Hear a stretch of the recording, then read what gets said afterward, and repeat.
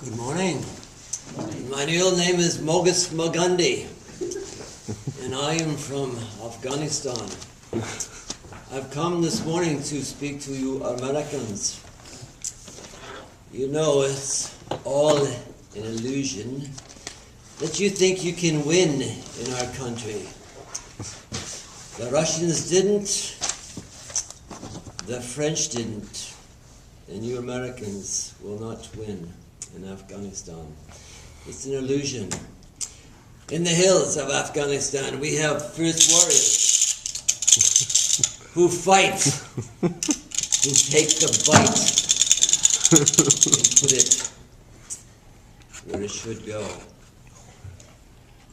So it's all an illusion, which we were talking about this morning. I asked this man over here, why are we in Afghanistan, the Americans?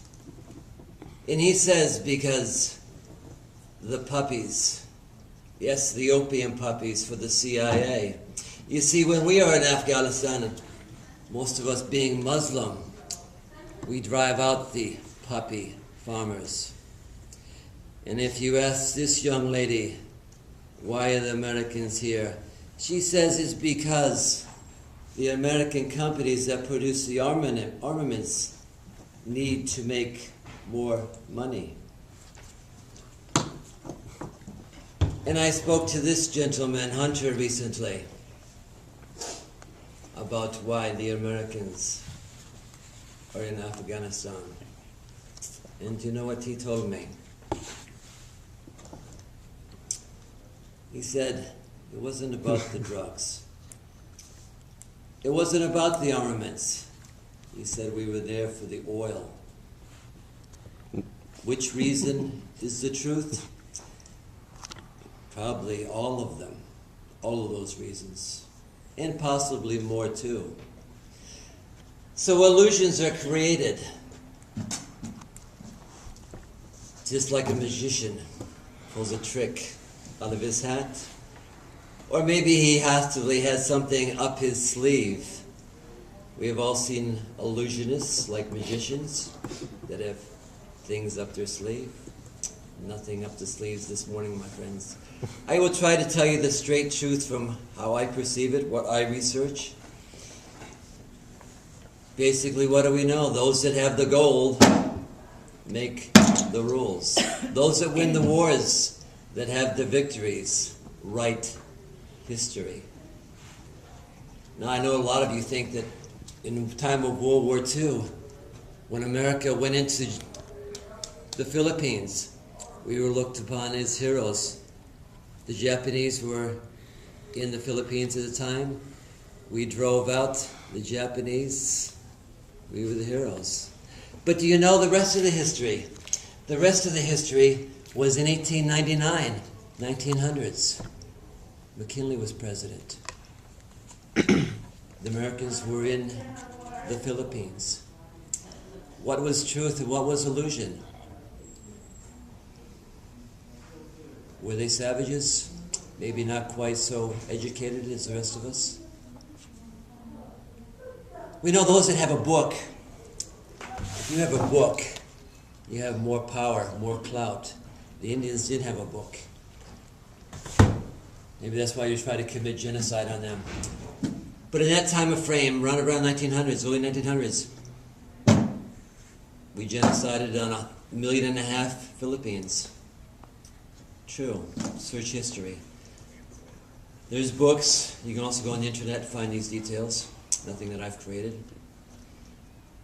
And yet, most people don't know about that part of the history. World War II come along. The illusion that we have as Americans that the bad guys were the Japanese. The Japanese flew their bombers, hundreds of them, into Pearl Harbor.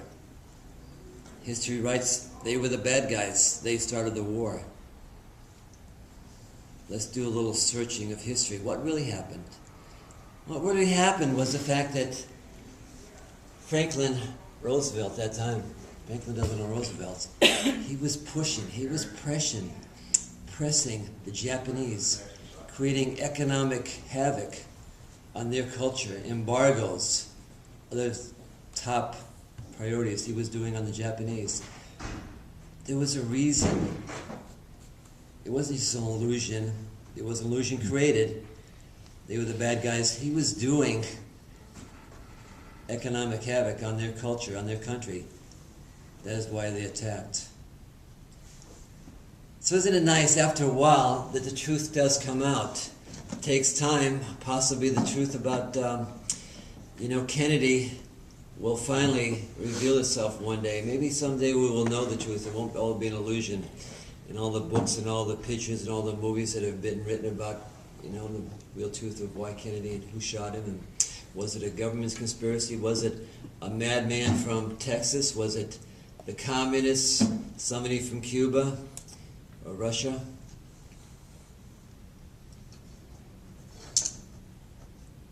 How do we end illusions? How do we dig to the bottom of the truth? Reading between the lines, possibly. When we read newspaper articles, when we were told one thing and the truth is really another. Madoff is creating a great Ponzi scheme, taking from this side, paying off this side, and yet collecting some money for his organization. A great Ponzi scheme.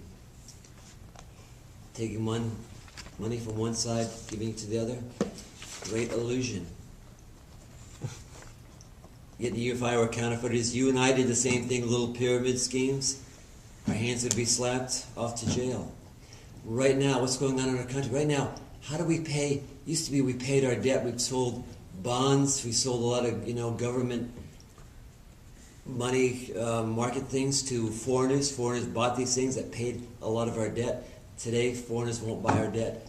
We're paying our debt with debt. Let me repeat that. We're paying our debt with debt. So 3.5 million, for America to keep going, there's $3.5 billion of debt every day. Every day we stay afloat, this ship stays running. There's $3.5 billion worth of debt. Who's going to pay for that?